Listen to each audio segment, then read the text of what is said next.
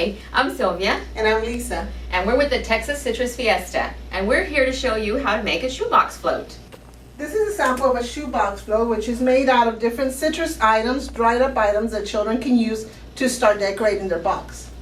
Some of the product samples that we have here would be bougainvillea, we have lemon leaves, we have yellow onion skin. Anything that can be processed and dehydrated, made into a powder, can be applied to the shoebox.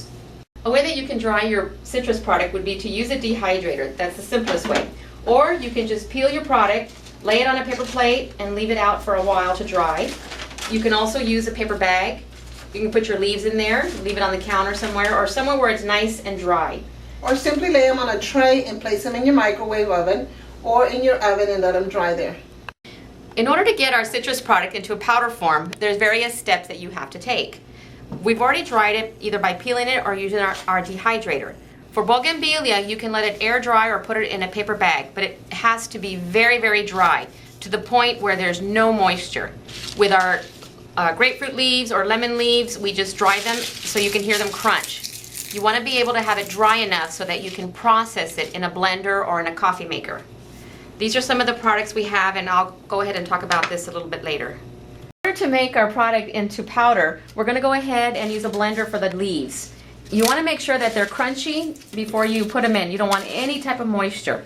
And basically, you just put them in, turn it on, and it'll blend as start grinding. We can also use a coffee maker, Cuisinart. You don't want to put anything that, if it's soft, it rips. You want it to be really, really dry before you put it in the machine. And basically, you just grind it, and it'll come out into a powder. These are some of the products that we already have in powder form. This is the grapefruit leaves. If you use lemon leaves, it will give you a darker green, as well as a papaya. Darker green will come out in this lighter version. Next, we have bougainvillea. In order to make the powder form of this, you will have to collect a lot of flowers, so just be prepared. Make sure it's very dry so there's no moisture. You can use a blender to grind it. The coffee machine is too fine. You can also blend it in one of these things, these colanders. The metal one works best. You just place it in and rub it, and the powder will come out. Then we have our citrus over here. Our dry citrus that we've used already. We made it, and I've crushed it, and it came out into a powder form. To get it really fine, now we have our citrus peel. In order to get it into powder form, we went ahead and used a coffee grinder to make it very smooth and very fine. You can also cut slices if you want them as decorations and just let them dry naturally. If you want to, you can spray a little bit of Lysol so it won't attract any flies or ants or anything like that, or turn moldy. If you don't have a blender or a coffee grinder, you can go ahead and use a metal colander, a strainer, and just rub it. And just keep rubbing it. And you will have some leftovers. That you can just throw out or you can save for later. Until you can get some powder here for you, some product. There you go. Some of the items I'd like to show you that I have up here are cantaloupe seeds that you can use to decorate, embellish your shoebox. I've got some palm seeds that I found. You can use acorns. Basically anything you find in the valley. For grilled citrus peel powder, basically I grilled this on an aluminum pan on a barbecue grill until it came out to this form. Here I have some grilled citrus peel, and I just added a little bit of glitter to give it some shine.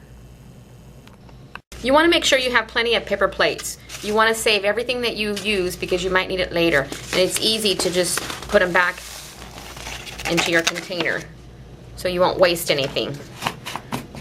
Now we'll get started in decorating our shoebox.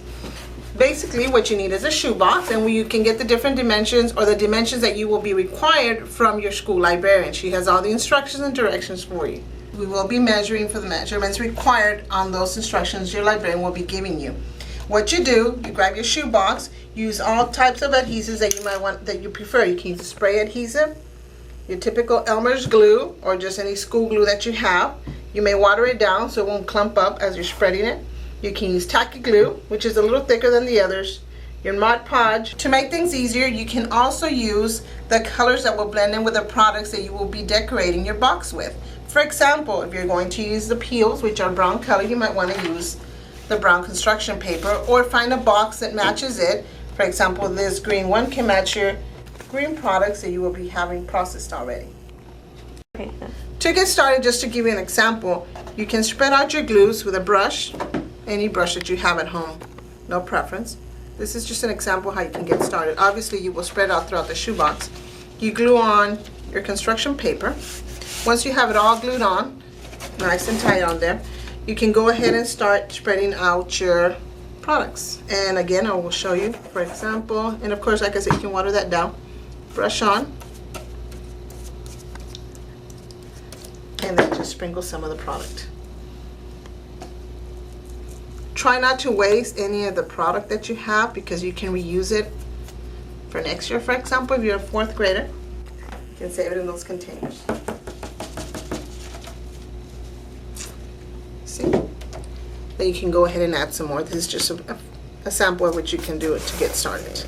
All right, from here, once you've got your shoebox covered with all your product that you want to cover it with, your box can end up looking something like this.